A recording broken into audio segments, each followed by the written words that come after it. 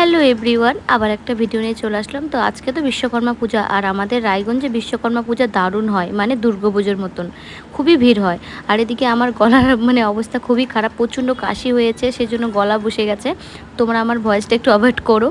এই যে চলে এসেছি আমরা স্টেট গ্যারেজে। তো চলো ভেতরে যাওয়া যাক, দেখি এবার কি থিম করেছে। তো ঠাকুরটা এবার দেখা যাক। আর দেখো কত পরিমাণে ভিড়। চলে এসেছি মন্দিরের সামনে। তো চলো এই মন্দিরের আশেপাশেটা দেখিয়ে দিই, তারপর ভেতরে এবার ঠাকুরটা তোমাদেরকে দেখাবো। চলো এই যে ঠাকুরটা তোমরা একটু দেখে নাও, কত সুন্দর লাগছে তাই না বলো? তো চলো এবার আমার ওই সাইডে যাওয়া যাক, ওখানে কি থিম করেছে সেটা দেখা যাক। ওইটা তো মন্দির, এবার এটা হচ্ছে যেখানে গাড়িগুলো রাখে তার ভেতরে নতুন থিম করেছে একটা। তো চলো দেখা যাচ্ছে একটু একটু।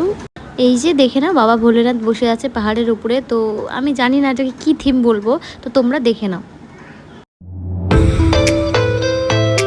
আর এদিকে বানিয়েছিল যে রাক্ষস বড় বড়, দেখো আমি ভেতরে যেতে পারিনি, অনেকটাই ভিড় ছিল।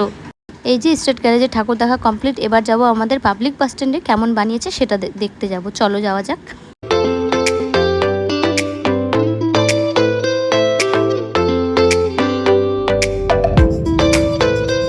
এই যে চলে এসেছি আমরা পাবলিক বাস স্ট্যান্ডে, চলো ভেতরে যাওয়া যাক। তো দেখি ভেতরে এবার কেমন প্যান্ডেল হয়েছে বা কত দোকানপাট এসেছে। আর এদিকে দেখো ভেতরে ঢুকতেই কঙ্কাল, আর এদিকে আশেপাশে দোকানও বসেছে অনেক, দেখলাম বেশ। এই যে দেখো এদেরকে দেখলে মিঠি হয়তো খুব খুশি হতো, মিঠি ঘুমিয়ে পড়েছিল আমার কোলে, তো সেই জন্য আর দেখাতে পারিনি। আর দেখো অনেক কিছু দোকান এসেছে বলো, অনেকটাই ভিড় হয়। আর পাবলিক বাস স্ট্যান্ডে বিশেষ করে খুব ভিড় হয়, আর স্টেট গ্যারেজে ওখানে একটু কম হয়, আর এই বাস স্ট্যান্ডে একটু বেশি হয়। দেখো কত রকমের গোপালের ড্রেস, আর অনেক রকমের খেলনা মেলাও এসেছে, কি সুন্দর, কত সুন্দর সুন্দর ফুলের টপগুলো, ফুলের গাছগুলো কি সুন্দর।